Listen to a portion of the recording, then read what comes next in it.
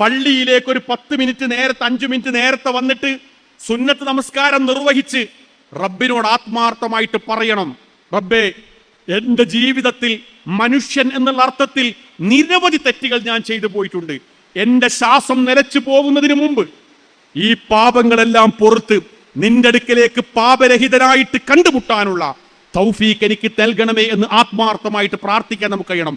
അങ്ങനെയാണ് നമ്മൾ മരിച്ചു പിരിഞ്ഞു പോകുന്നെങ്കിൽ നമുക്ക് ഒരിക്കലും തന്നെ ബേജാറാവേണ്ടയില്ല. ഗൗരവമുള്ള ഒരു വിഷയമാണ്, ഗൗരവമുള്ള വിഷയം. നാളെ പരലോകത്ത് ചെല്ലുമ്പോൾ നമ്മുടെ കയ്യിൽ ഗ്രന്ഥം തരും.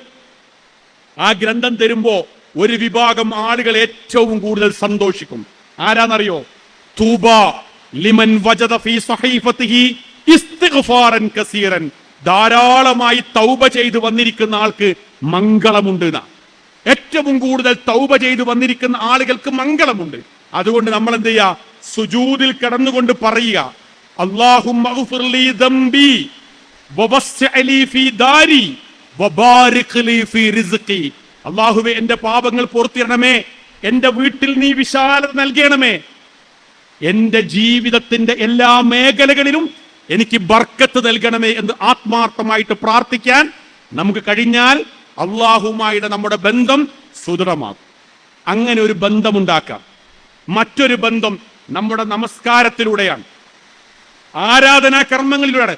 അതിലേറ്റവും പ്രധാനപ്പെട്ടത് സുന്നത്താണെങ്കിൽ പോലും രാത്രി നമസ്കാരം ഈ കൂടിയിരിക്കുന്ന സംഘടനാ പ്രവർത്തകന്മാരുടെ ഏറ്റവും പ്രധാനപ്പെട്ട ഒരു ക്വാളിറ്റി ആയിട്ട് ഉണ്ടാവേണ്ടത് രാത്രി നമസ്കരിക്കുന്ന ആളുകളായിട്ട് നമുക്ക് മാറാൻ കഴിയണം. അതെന്തിനാണെന്നറിയാമോ?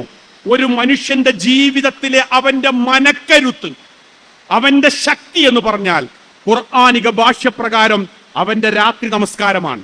അത് കുറെ റക്അത്ത് നമസ്കരിക്കണമെന്ന് എനിക്ക് അഭിപ്രായമില്ല. നബീന്റെ അടുത്ത് വന്നൊരു സഹാബി ചോദിച്ചു, അയ്യുൽ അഅ്മാലി അഹബ്ബ ഇലല്ലാഹ്, അല്ലാഹുവിന് ഏറ്റവും ഇഷ്ടപ്പെട്ട പ്രവർത്തനം ഏതാണ്?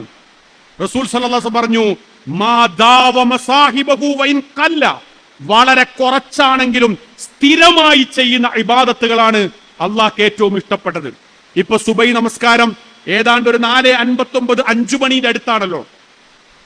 നമ്മൾ ഒരു 4:30 മണിക്ക് നമ്മുടെ അലാറം സെറ്റ് ചെയ്യുക. 4:30 മണിക്ക് ബാത്റൂമിൽ കൂടുതൽ സമയം ആവശ്യമില്ലാത്ത ആളുകൾ 4:30 മണിക്ക് എഴുന്നേറ്റ് ഒരു 10 മിനിറ്റ് നേരം പ്രാഥമിക കർമ്മങ്ങൾ നിർവഹിച്ച് ഏറ്റവും ചുരുക്കം ഒരു 3 റക്അത്തെങ്കിലും നമസ്കരിച്ച് ആ നമസ്കാരത്തിന്റെ ഖിറാഅത്ത് കുറച്ച് ദൈർഘ്യം കുറവാണെങ്കിലും കുറച്ച് പ്രാർത്ഥനകൾ കാണാതെ പഠിച്ച് കരഞ്ഞ കണ്ടോടുകൂടി സുജൂദിൽ കടന്ന് പ്രാർത്ഥിക്കാൻ നമുക്ക് കഴിയണം. ഇത് നമ്മുടെ ജീവിതത്തിൽ നമുക്ക് കിട്ടുന്ന ഏറ്റവും വലിയ സൗഭാഗ്യമാണ്.